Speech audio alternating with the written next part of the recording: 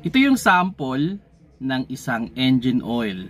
And normally, merong oil na pang gasolina at meron ding oil na para sa diesel. Kaya kung bibili kayo ng engine oil, check nyo muna kung para saan ba yon. Kasi yung pang diesel, normally, mas malapot yon. At yung pang gasolina naman, normally, mas malabnaw yon. Then, meron siyang tatlong type ng engine oil. So for example ito, fully synthetic to o 100% fully synthetic. Meron din yung tinatawag na mineral at meron din yung tinatawag na semi-synthetic. So yung fully synthetic, ideal to every 10,000 kilometers or 6 months dapat pinapalitan. Then yung mga semi-synthetic naman, between 7 to 8,000 kilometers or 4 to 5 months, dapat pinapalitan na natin yan. Then yung mineral naman, every 5,000 kilometers yan or 3 months. Pero ito idea lang. In terms of oil, sa pagpapalit ng oil, kasi di ba kung ano yung mauna, kilometers or months. Pwedeng mas mahigpit tayo dapat sa kilometers than sa month. Okay? So for example, yung mineral na 5,000 kilometers, pag na-accumulate na ninyo yung 5,000 kilometers, kailangan mo na talagang palitan yan.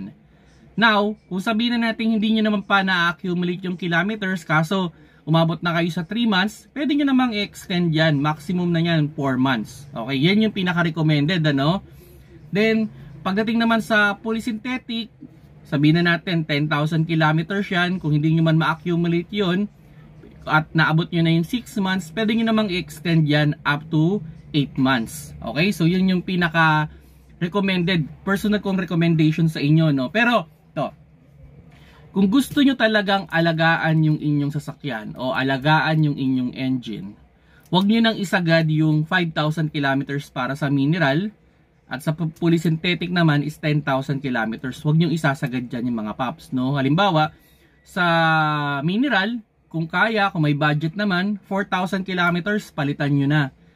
Then, kung sa fully synthetic naman, mga around 7 to 8,000 kilometers palitan nyo na para laging malinis yung oil na nagsisirculate sa inyong engine. Kasi actually, isa yan sa mga reason o top reason kung bakit nagtatagal yung makina pag naaalagaan siya sa engine oil. Okay? So, yan yung pinaka-suggestion ko sa inyo mga paps, Kumbaga, alagaan nyo talaga sa engine oil yan. Then, yun.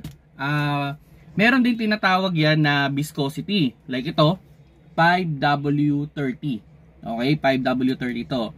So, different engine, meron siyang different recommendation na engine viscosity. Okay? So, ang pinaka-idea niyan, mas mataas yung number, mas malapot. And mas mababa yung number, mas malabnaw. Kung makita nyo yung mga test na ginawa dito, Kumbaga, yung meron yan, yung parang may mga bola, tas merong cylinder. Pag binababa yun, may parang bearing sa loob, mas mabilis na bumababa dahil nga mas malabnaw yung mga mas mababa yung viscosity. Okay? Actually merong merong pinagtatalunan diyan sabi sa Pilipinas naman di nag-i-snow. Kaya hindi masyadong importante yung yung masyadong mababang viscosity. Kasi ang doon is yung hindi siya dapat magyeyelo, 'di ba? So normally yun yung mga mabababa yung viscosity, hindi siya nagyeyelo. Kasi yung mga matataas pag dating sa cold start, hindi agad siya hindi siya kumbaga saan natutulog yung oil. Yung mabababa hindi daw natutulog. Okay? Pero syempre, yun. Pagdating sa oil mga paps, piliin nyo talaga yung pinaka-okay na oil sa inyong engine. So, isa ito sa mga pwede natin sabihin huwag yung titipirin, Kumbaga, pag kailangan i-change oil nyo talaga yan. Yan. Actually ito ito halimbawa ito. For example, isa ito sa pinakamura na fully synthetic na available sa market sa Pilipinas. And sa online lang siya nabibili. And meron ding mas mahal na halos triple. Kasi ito lang to below 1,000 pesos, fully synthetic, 4 liters. Pero meron dyan 3,000, 'di ba? Fully synthetic din. Tas 4 liters din. So ano yung difference? Minsan brand name na lang. Yan, minsan brand name na lang din yung difference eh. Although, syempre, yung mga kilalang brand, mas mataas naman talaga yung standard niyan, 'di ba? Sabihin natin, mas sigurado ka. Yun nga lang, ito ang problema diyan, no? Ang daming peke na oil ngayon. Kumbaga, branded yung tatak, pero peke. So, actually may na-post ako niyan eh. Sabi ko, ano yung pipiliin ninyo? Yung branded na mura o yung unbranded na mura? Saan ka masigurado?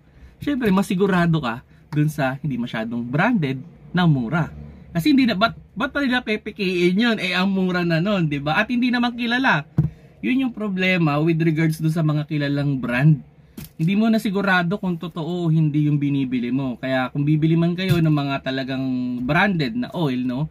Eh, doon kayo sa mga trusted na auto shop or doon sa mga gasoline station, yan, diyan kayo bumili, o doon sa mga reputable na mga auto shop na pwede kayong bumili ng oil, o sa kasa mismo pwede kayong bumili ng oil diyan.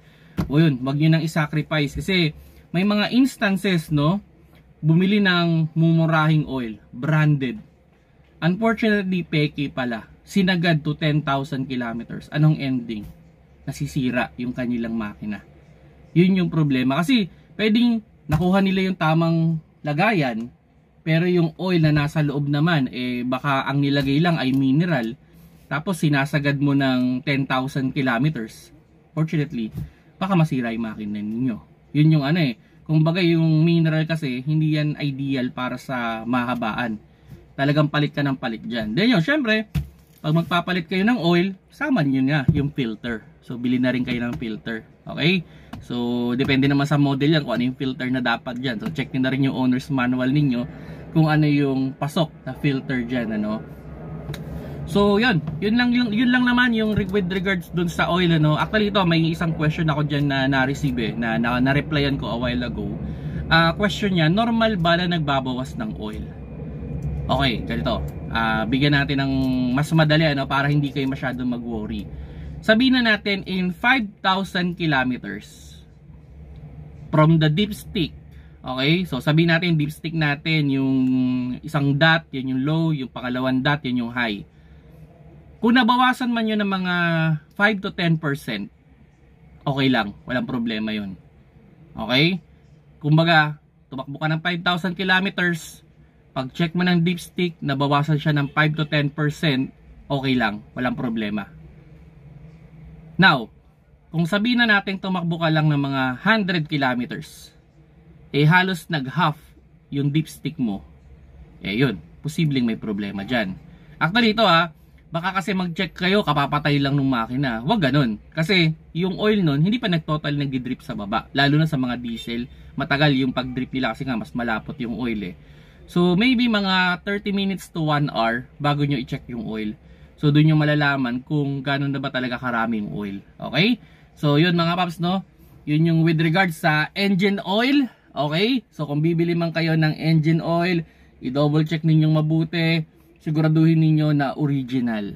Okay lang na hindi branded, basta original. Huwag lang peke na napakamura na sinasagad ninyo yung gamit. Kung nagustuhan ninyo yung video, paki-like na lang mga paps.